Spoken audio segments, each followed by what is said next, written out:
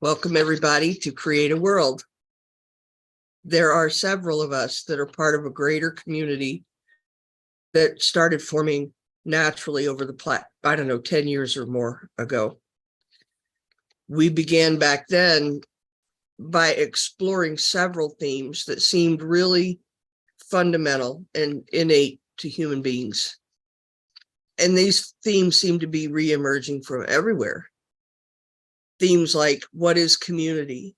How to shed what blocks us from being our best selves? What's health and wholeness? How do we be what the Hopi prophecy says, that we're the ones we've been waiting for? And so much more.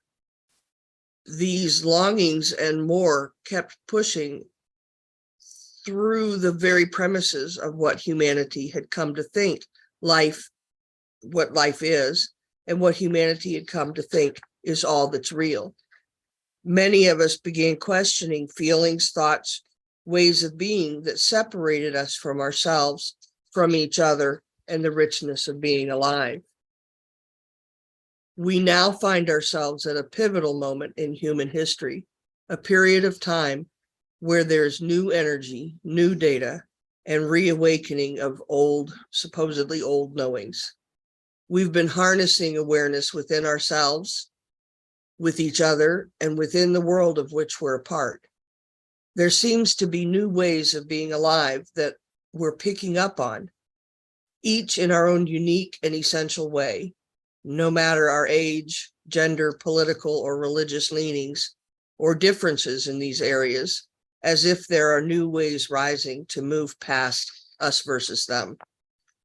We believed that by asking ourselves questions, being curious and not knowing the answers, that a through line would open up in each of us, a way through all our thoughts, assumptions, beliefs about life, ourselves, and others, a way into each of our own innate natural states of awareness that for each of us in our own ways could become real in a new fabric of living that enhances everyone. That's what's behind CreateAWorld. It's a new way to sit around the fire and tell our stories to each other. I and others are here to live life out loud with you in the one medium that's shared across all walks of life in human beings. Conversation. So today I'm very blessed to introduce my guests. I'm Deborah Merchant, a clinical psychologist and gardener and beginning homesteader. My guest is Grazyna Fedorowicz. Did I say that properly? Very, very close. Very close. Okay. She is from an organization called Forester here in the East Bay, California.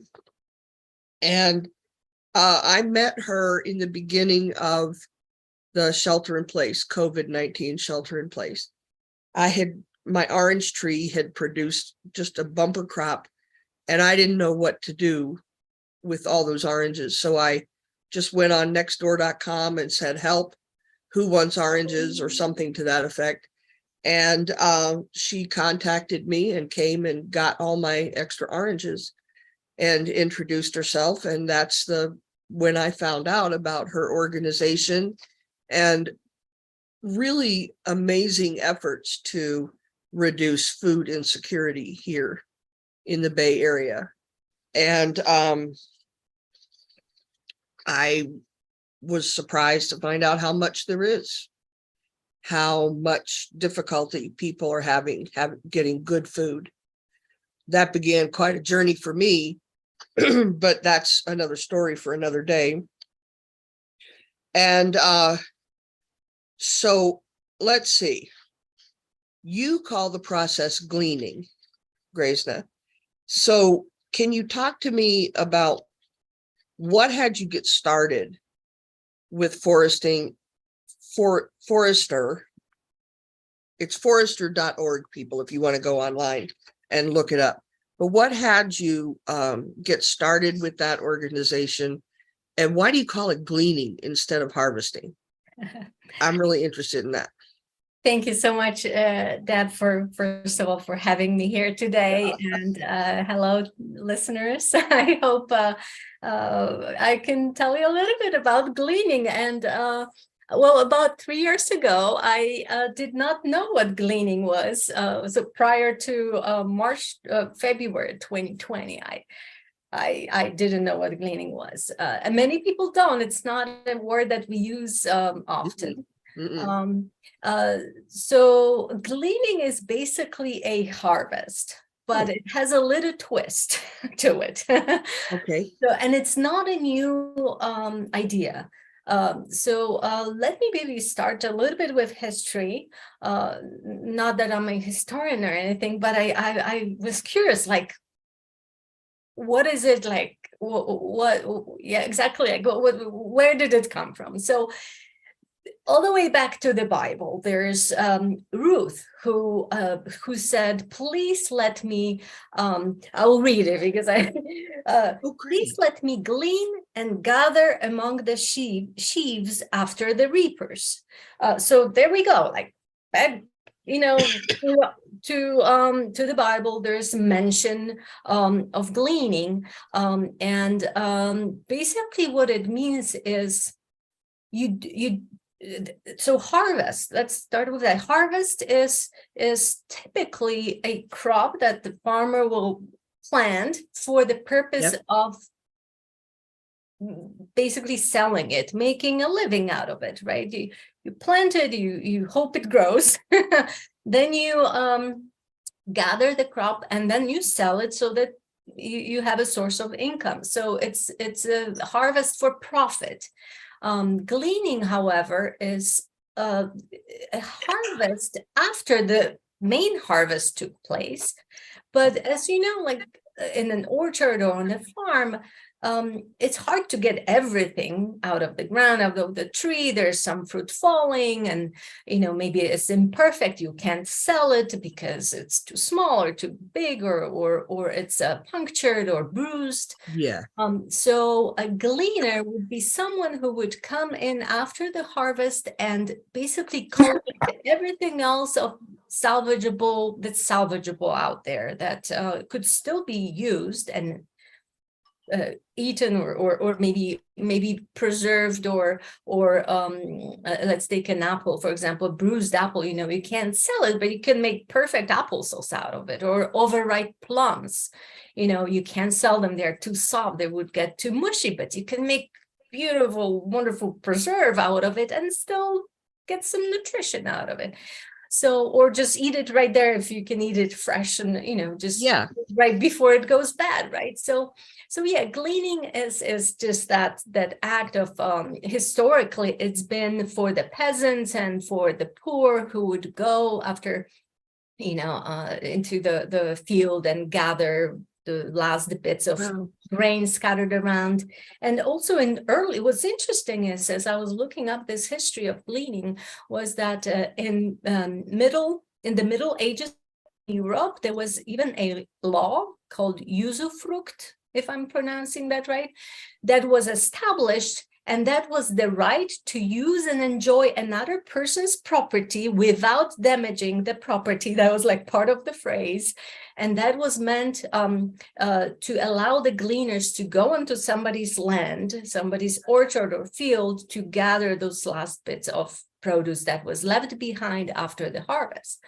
And we take a lot of this, like including not damaging property as much as possible. Few branches sometimes come off, glean, but basically a forester will talk about this. But when we glean in the organization, that's one of the big things that we follow, is to leave the place better than you found it, respect the owner, the property. So basically we take the gleaning usufruct law.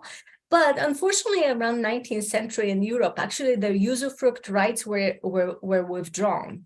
Wow. And then that caused a lot of resistance amongst the peasants who were already used to being able to go and harvest last bits of food for their families.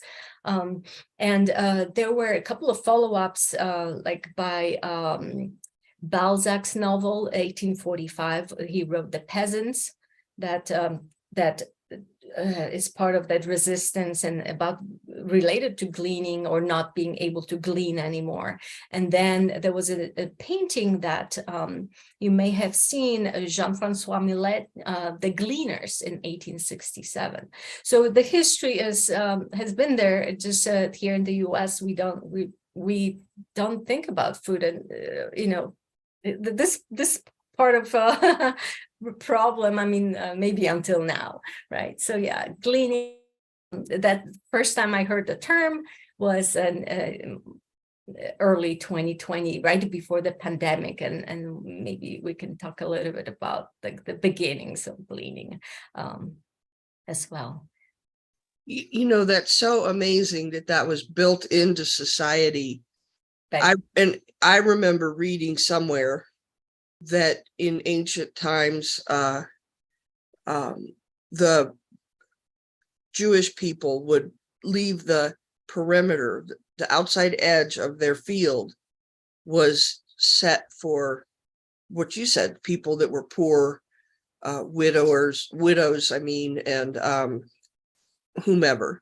They could come take food from the very edges, and in order to feed themselves. It was built into society to help the poor.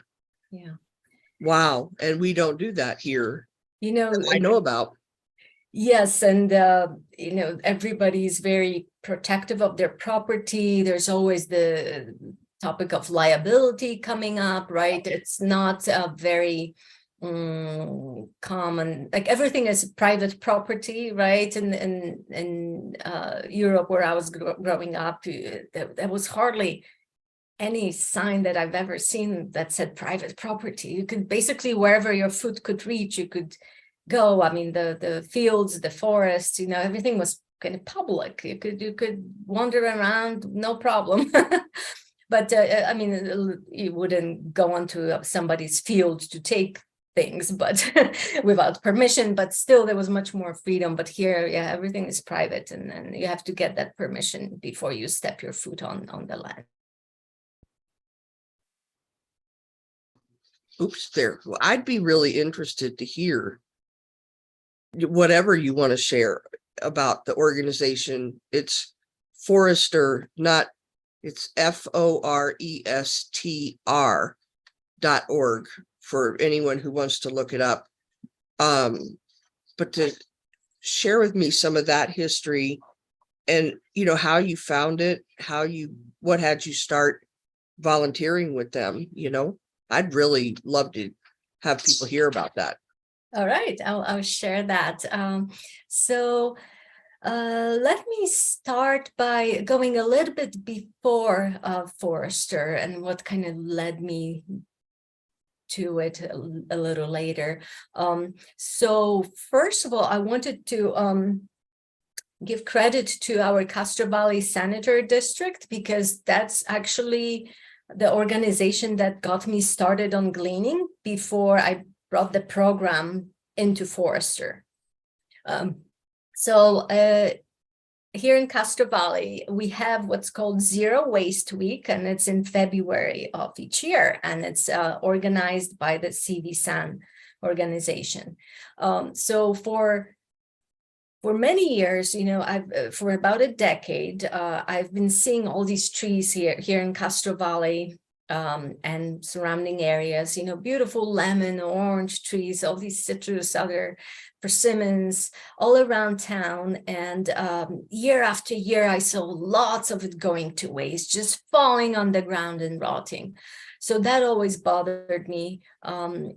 Especially because I grew up with, my grandfather in his garden, and I saw how he tended to his garden, and nothing went to waste in that garden. It was either preserved by, like, my grandma made the best plum preserves, or it was shared with others. Nothing went to waste, but here, all this waste going around. But so, yeah, that bothered me. And then, but, a lot of us there are things that bother us, but we could just go along. But like, we were too busy with our life to do anything about it. It's just like a thought, like it comes and goes, and then you move on. And but it was a repetitive thought. Just, why is this happening? While other people can't afford an orange or a lemon, or it's $1.50 in the store and it's brought from New Zealand, where and it didn't make sense. So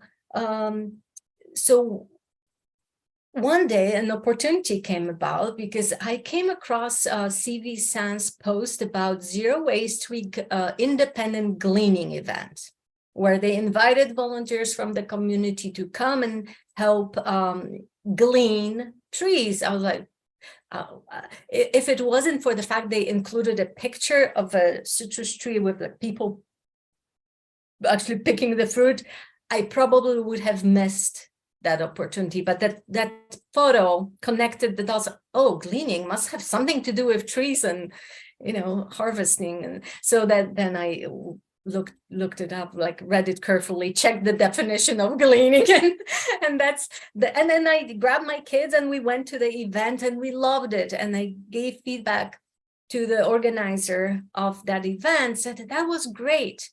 But the problem was it was only happening for about a week. With I believe that for that year there were about 40 volunteers, maybe 20, 30 trees that we gleaned in a week and donated the produce to the food banks. After the event, I'm thinking that was just 1 week, but we only took care of a handful of trees. There's hundreds, if not thousands of them in our town. So this doesn't solve the problem. It's a nice step, right? It's better than nothing, but still, it's just not enough. So I said to the organizer, that was great. We needed this, but we need more of it. And he said, well, if you're interested, we can provide the tools, we can equip you, and if you want to glean independently, maybe you can do that.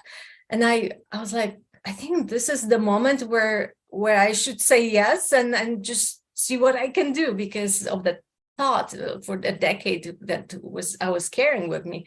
So anyway, long story short, I decided to try it, and I have a full-time job. I'm super busy. I have a family. I volunteer for other things, and so I thought, let me just do it once, twice. Like, I don't have to set huge goals right now. I can just do it at my own pace whenever, let me try to get 100 pounds in one tree. Let's see how that goes, like a little step. And sure enough, once you say A, you often continue to say B and C and D. And so I got my first tree like on March 1, and the Zero Waste Week was beginning of February. So a month later, I had my tools that CV San donated. I had my, picker and bucket, and I basically started going around and knocking on people's doors, like when I saw a big tree in front of their house, which I hate doing. I hate to bother people. I don't like to ask anybody for anything. But I just think the will of helping the community was bigger than these little things that I just overcome. So yeah, many people say no, or they don't open the door, but I got my first tree. It was a big orange tree right across the street, like 2 minutes from where I live. We got 100 pounds. I brought my kids again. We got 100 pounds of oranges, and we donated, took the fruit to a church food drive. Like they were giving away food on Thursday here in the local church. So that was the first experience, and I ended up giving out just helping out with that event, and I got this positive energy was just filling my heart and my mind, and I just that's after the first step, which is the hardest. It's the hardest thing to make that first step. Later, it just keeps happening. So yeah, baby steps. So that was, kind of for a year or so, we were gleaning, just me and my kids, and occasionally I grabbed a friend, and yeah, I started kind of thinking, maybe 100 pounds a week, maybe I can do it once a week, and no hard goals, like, for a while at least. I was just doing it at my pace.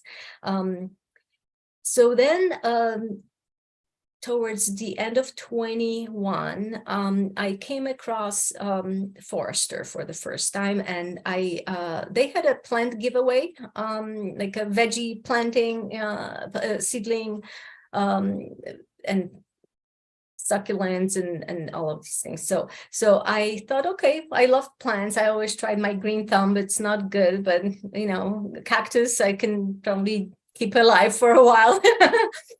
So I went to the event, and as I was standing in line to get my plant, there were a lot of people that came, lots of plants, hundreds if not thousands of plants given away by forestr.org. As I was waiting for my plant, Nimon, the founder of Forester, she talked with people that were standing in line, and she informed me that they do, other than plants, they also have cleaning programs, because California needs help with trash. It's a pretty big problem here. And she mentioned that they invite people, families and teens to come out and clean with them. And there's even a possibility of earning income for like a little, green gigs is what we call that the teens could earn a little bit of money that you can choose to volunteer, or if you'd like, you can get paid. So I thought, well, that would be something good to for my kids to get up and instead of spending all that time in front of a screen, that they could get up a little early on Saturday morning, and we could, the three of us could go out and do some cleaning, because that's another problem that bothers me all the time. And that I've been teaching my kids, to pick up the trash when you see it. It's everybody's problem. It's not your trash, but your planet, right? So anyway, that's how I first came across about Forester, and we started with them by cleaning, not actually gleaning. And after a few months, I just fell in love with Forester. And part of their mission was also to make little pocket parks, to take care of the land, to plant trees, they did start thinking about, future feeding the people. So after a few months, it just became very natural thought, well, why don't I bring the gleaning, my independent gleaning program, into Forester? And they said yes, and here we are a few years later, just going at it, still going at it, and now we have like real goals. Like this year we're going to do 10,000 pounds. Next year we're going to do 15. So we're beating out, not only reaching our goals but beating them, and we try to do more and more next year. So sorry, that was a long answer. but it was really rich, and in such a short time to have developed that whole process, and how easy you make it sound to just network and connect and do this little thing, not so little thing, but little thing, and then it turns into something else and something else that's really beneficial. I mean, along the highways, yes, there's a tremendous amount of trash, and probably other places. And then when I moved here, that was the first time I'd seen a loquat tree. So oh, yeah, me too. Those things, everywhere I looked, there's these loquat trees with the fruit. And I noticed that too, how much fruit there just seemed to be everywhere. But, I had a different focus, and I didn't really think about it too much. And it's probably shameful to say, it never dawned on me that in an area that's supposed to be affluent here, reasonably so, and there's always a spectrum, wherever you live, there's a spectrum, but it never dawned on me that there would be food insecurity here. That's horrible to say, but there you go. Yeah, that's true. And we have the demand for fruit, for fresh produce, Yeah, or food banks is huge. There's not an amount of fruit I could glean that is too big or too much. Hundreds of pounds easily can be distributed to people in need, people who appreciate it. So yeah, I'm very motivated. And then the way that improves people's health and ability to accomplish, have a good life is huge, absolutely huge. And the COVID shelter in place time disrupted so much. I think my church the First Pres is one of the ones that you bring food to. Yeah. They set up 2 homeless shelters and food banks. The one, I love the name, it's called Pharmacy, FARM. Mm-hmm. And that's over by Juvenile Hall. Yeah, Dig Deep Farms. Mm-hmm. Yeah. And so there's the creativity and the drive to help each other that's really risen, in addition to the need,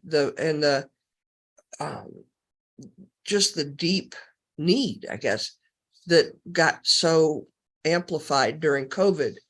And you all are bringing food everywhere, just all kinds of places. And when we were talking in preparing for this, you were telling me about how much networking that you've done, Forrester has done, and because you were telling me about connecting with someone at a church, and getting volunteers by going to the youth groups and people who had to do community service. So can you talk some about you made it sound so easy. I was just astonished. But can you talk to us about, forming that networking and given the opportunities? And I would love for you to share. Do you remember telling me about the young lady who was on community service and just, can you tell us about some of that? I mean, I've given you kind of a lot right now, but. Of course. Yeah. So, like I said earlier, it's, not many people like to be, but basically there's a lot of no soliciting signs, leave me alone kind of thing. Don't knock on my door.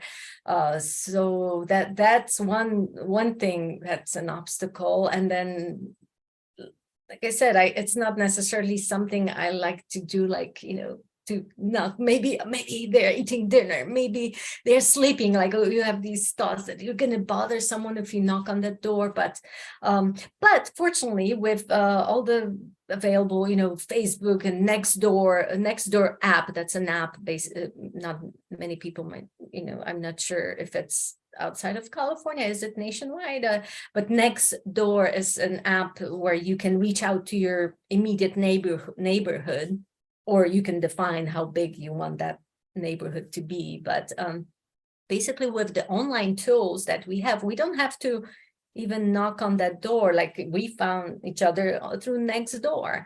And, that's also one of the ways that I've been reaching out to people, letting them know that, I would be willing to come and harvest as a community service. Like, it's no cost, it's all free to the donor. We have volunteers who come and glean and donate to food banks, and you're going to have less cleaning to do. People are going to have healthy food to eat, and it's just, and I'm going to be happy because I get my exercise. I hate to go to the gym. This is perfect exercise. You have to stretch, you have to bend, you have to lift a little, you have to look left and right. Like, it's perfect exercise. I love it. It's a nice break after. I actually love doing this after my work, which is sitting in front of the computer most of the time. So I get out there, when it's still last few hours of daylight, and I go do my exercise, do something good for the community.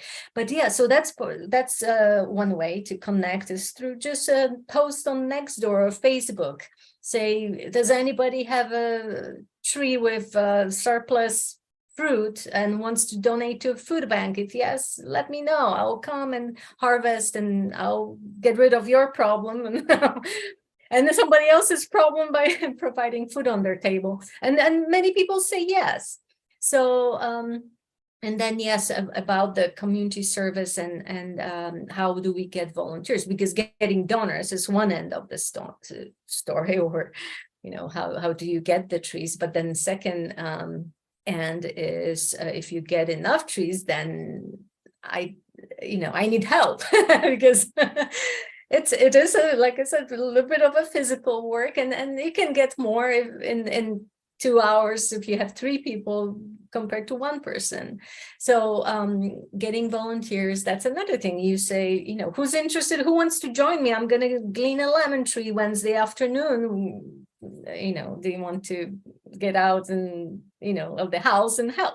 So yes, we got a lot of people interested in helping glean, including what makes my heart sing, and Forester really is a family-oriented organization. We love when the little tiny babies come and help, because they can maybe babies is another but children that are like 3 years old, if they come with the parent and the parent shows them what to do, they are so excited to help. If they see that good example in their parents and the parent is excited about it, they can make the kid excited. And that's what we're trying to promote at Forester. But yeah, our youngest gleaners are maybe 7 or 8. And recently I had a group of like 13-year-olds. I had 3 girls that came to help, and initially they joined because some schools often have like requirements for 20 community hours per year, or have some sort of suggestion for doing community work. So kids sometimes who look for something they could do in the community, and the girls came because they needed community hours. And somehow they came across Forester probably through, people are hearing more and more about Forester in our town. So so that was the initial intent, was just, okay, I gotta do something in the community to get my 20 hours. But then as the girls were gleaning with me, it was an orange tree. One of them kind of stopped and and also the donor came out and said, oh, thank you for coming. Usually goes to waste, and then I have to clean it, and it's like, it's just too much. I can't eat it. Oh, there's like 500 pounds on the tree. Of course, you can't eat all of that, or even process it. Even orange juice, that's too much. It's just too much. So the girl had a kind of a revelation and said, wow, so we get to help the donor because we will take off the fruit from her yard, and she doesn't have to do anything with that, like cleaning, no rats on the ground. Then we'll take it to a food bank. We got like 300 pounds. That's gonna feed a lot of families, and this is good. This is good. Like she just thought a little bit deeper about this, that this is not just a community, a form she had to sign. This is actually using her time to make this place a better place to live in, and really helping others and connecting with people. So yeah, she was very interested to come back and do it again. So yeah, just like things like that the youngsters, when you see the young generation getting excited about doing something good in their community and realizing that the need is there, that there are tools and ways of helping. It's not that hard. They came after school, like we gleaned from like 3:30 or 4 till 5:30, just an hour or 2. And there's so much they can do with their own 2 hands. Nothing else, just really your willingness to show up and do something good and have such a positive impact. Yeah. Like I really wonder if she didn't have much, or how much that grew her experience of making a difference, the connection to, wow, this good came from my 2 hours. And how much you can do throughout your life, right? You can multiply that. yeah, You can do it once a month, once a week, once a quarter, like whatever people can contribute is better than just sitting there and saying there's a problem and then moving on. Like, yeah, if you see the problem, a lot of times we feel overwhelmed by the problem. Like if you just say there's food insecurity, there's millions of people who don't have enough healthy food on their table. That's like overwhelming. Like, so you're thinking, oh, well, that's too bad, but there's nothing I can do about it. Like, I'm not going to solve that problem. But you can take that baby step. You can think about your little world where you live in your own town, and do 100 pounds, that can feed 25 families, depends how we spread it, 1 orange per family, 100 families. Like when we donate to Dig Deep Farms, they have a food drive on Friday where they give out a bag full of groceries, veggies, and we supplement that with fruit. There's 400 cars, up to 400 cars lining up to get their produce bag. So imagine like how many families this one tree has. If you put that orange or 2 in each bag, how many people can enjoy your 2 hours of labor?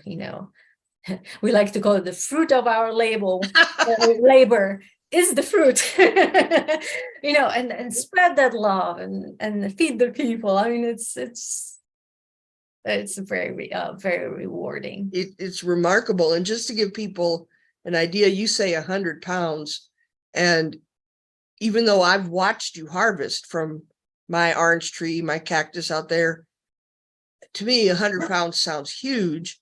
But then one time you came, you got 187 pounds out of my orange tree.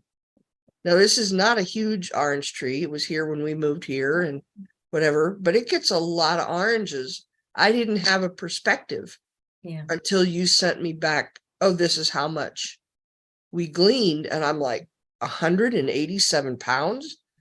What I'm looking at was 187 pounds. So that's not counting the ones that do drop, and for whatever reason, the dogs like to eat the oranges that drop. So, Yeah, and just to give people perspective, so 100 pounds is, everybody is probably familiar with those milk crates. It's kind of square, you see them in stores and, outside by the back of the, like Trader Joe's or, so one crate full, like milk crate, the square milk crate full of citrus is roughly 25 pounds. So 4 crates like that, that's 100 pounds. So, and it really, in a tree that's accessible and, not too big, one person can glean 100 pounds in about an hour.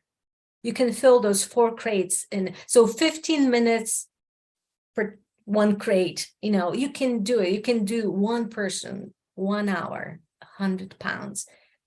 That's, again, 100 families you can spread that across. So yeah, it's really not that hard. Citrus is heavy. It's full of juice, all that nutrition, vitamin C. There are other things like smaller things that we will glean, sometimes like cherry plums. That's a little more work to get 100 pounds, but like apples, pears that we glean, persimmons, and citrus is really it goes quick. But it adds up. And first, I want to let you know, we just had a question or comment come in from Liz in Walnut Creek. And there's people watching CreateAWorld that are from all over the place. So Walnut Creek is just not very far from where Grazyna and I are. And Liz is one of our one of our people, one of our community members, you may have seen some of her when she was the MC, when she was the presenter on CreateAWorld, for those of you watching. So she just wrote in and said, so excited that this is right in my backyard. I would love to volunteer. Yes, so I encourage people that are local, that are within, driving distance of the East Bay area where we have our headquarters. We just check out our website, but again, it's not Forester with no E before R, just forestr.org. Check out the website. You can reach out to us. There's a forestr.org/gleaning page, which will take you directly to the gleaning project. And you can there's a way to contact us there, which the email will come to me, and I can get in touch with Liz or others interested. We have expanded our operation outside of Castro Valley, Hayward, and San Leandro, San Lorenzo area. This year, beginning in January, we have Contra Costa Fruit Rescue that is covering the areas.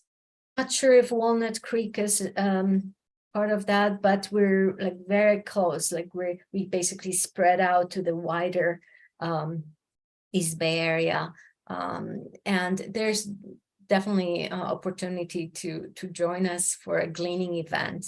And yes, if Liz or others would be willing to drive a little, if we don't do Walnut Creek, I have a feeling though that we have at least few trees there. But basically, you could join Contra Costa Fruit Rescue. Has events on weekends, and they post the dates earlier. You can sign up for a gleaning event. The Castro Valley Gleans branch, which is the one that I'm more involved in, operates a little bit differently. Usually the harvests are during the week, like in the late afternoon after I'm done with my work, my day job, then afternoon, like 5 to 7 p.m., we would glean. So depending on your schedule and availability, you can join one or the other group. Yeah, and some people, I think you'd mentioned, well, I'm not sure if I'm remembering that right, but like when you and I talked, my oranges are ready to be harvested, and I said I could just put them in bags or boxes or whatever, and you just come by and just scoop them up. It doesn't have to take a long time. And there's other ways people can participate. Like I'm thinking through, how do I plan my garden? I may not volunteer right now to go around and do the gleaning, but I can plan my garden to have more than what the family would need, to share some with others. And let's say I get one box of tomatoes, or cucumbers or something, then that's can be added to what other people contribute. So even just changing how you plan the garden and a little bit, so that can be shared and passed on. And I don't know do you know much about other areas outside of the East Bay area, that like other parts of the country?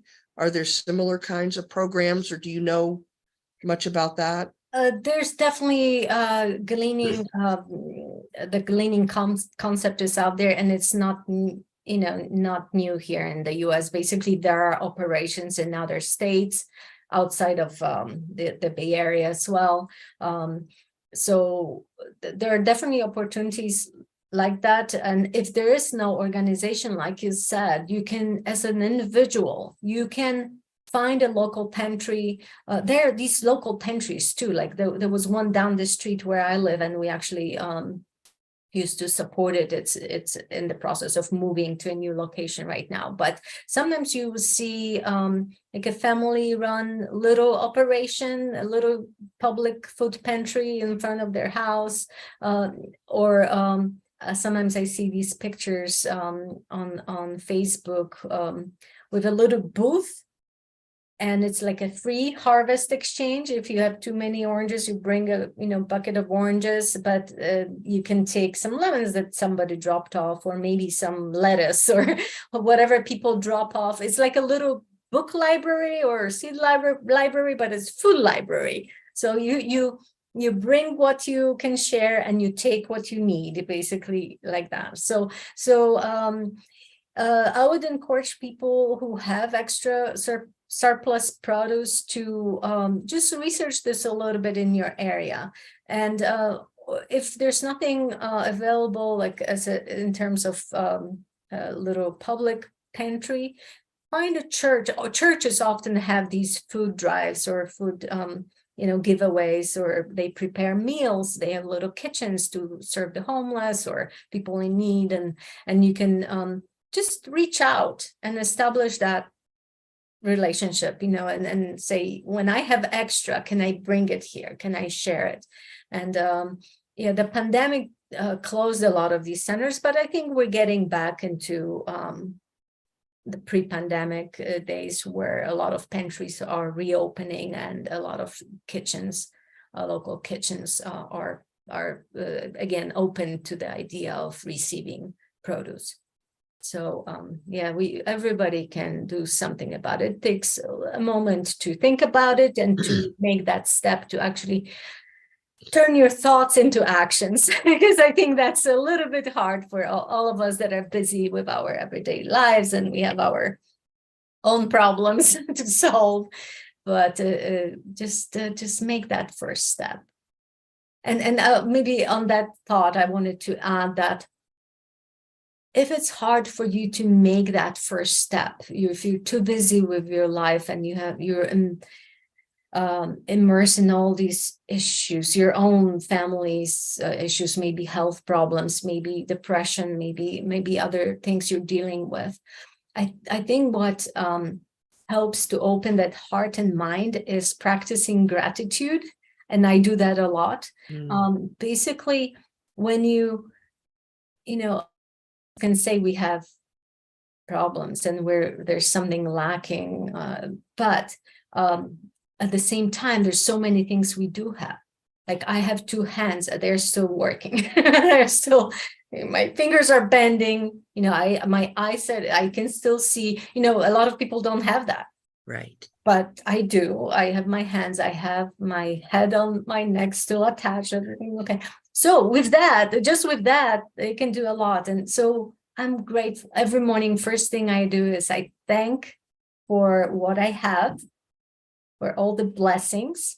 At the same time, all the problems are also part of me, and they shape me, and what doesn't kill you makes you stronger, right? So with that attitude, I think once you are at peace with yourself and what you have, then you can spread that love further. So make peace with yourself first, appreciate what you've got, and that will open your heart to make that first step toward helping others. And then as you start helping others, it will just feed right back into you. It's the giving becomes receiving. I mean, really, I get so much from giving that I think I receive more than what I give. It's like, really, it comes back to you. That positive energy comes back to you. So practice gratitude so that you can open up your heart to help others, to make that first move, first baby step towards going from thinking to actually action, the doing of things, not just talking or thinking about doing things. Right. That's such a beautiful reminder, a strong reminder. And we've got another question in here from people. You've sort of answered it as we've gone along, but I'm hearing so many layers and so much weaving in. The person asks, what has this be important to you? Your work with Forrester And because from what you've said, it's way beyond just collecting the food and taking it somewhere. It sounds like it's really strengthened you in a lot of ways. So can you just say what has this be important to you, and anything you'd like to say about your journey of getting here?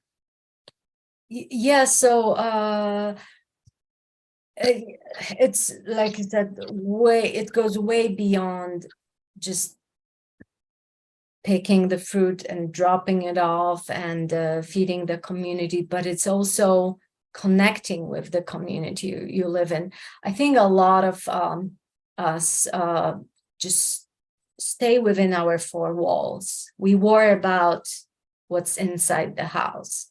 And we have excuses like, I can't go volunteer because my room is a mess. I better spend this weekend cleaning my room. By the way, my room is a bit of a mess here. Glad it's not showing. But you have this choice of, okay, do I keep my room perfect and spend every weekend dusting and like cleaning it? Like, who sees that other than you?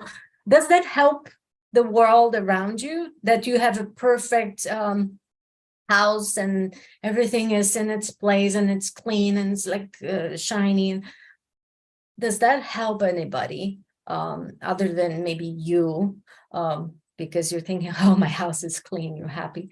But think outside the four walls. If you spend, instead of spending 2 hours, 4 hours cleaning your room, just think about how much you could just go out there and how much good you could do in your community in those 2 hours.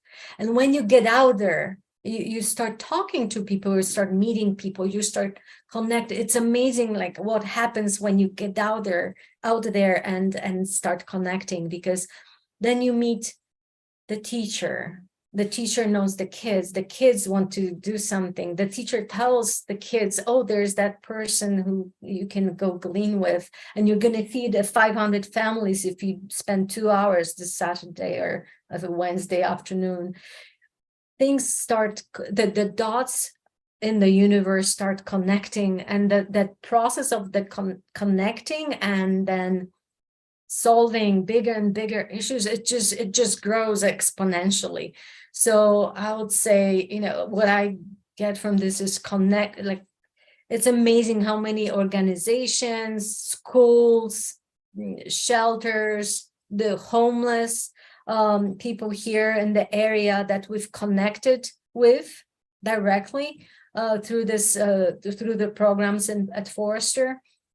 It's just amazing. I would have never gotten exposed to all of these things if I stayed in my room and cleaned my room instead of getting out there and knocking on that first door, getting that first tree, and then going from there, and getting encouraged by the fact, okay, some people say yes, some people let me onto their front yard, backyard. It's even though it's a private property, you get the permission to enter, and it's a beautiful thing when that happens. Here in America, you get to step your foot on somebody's ground, and they are happy that you're there, and that so it's, I think, connecting with the community, that's one of the most biggest perk here, that it really builds the community, and our little world in Castro Valley became better because of all these programs. There's less trash, there's less fruit going to waste. We also connected with this wonderful organic farm, Stony Brook Canyon Farm, that is donating a lot of vegetables to us now, and we can take it to the shelters and food banks directly to the houseless community. So one thing leads to another. That's what I'm trying to say. Baby step first, another baby step, then you see other people interested, having the same mindset, and they have a wow moment. Oh, I met you, we can do something beautiful together.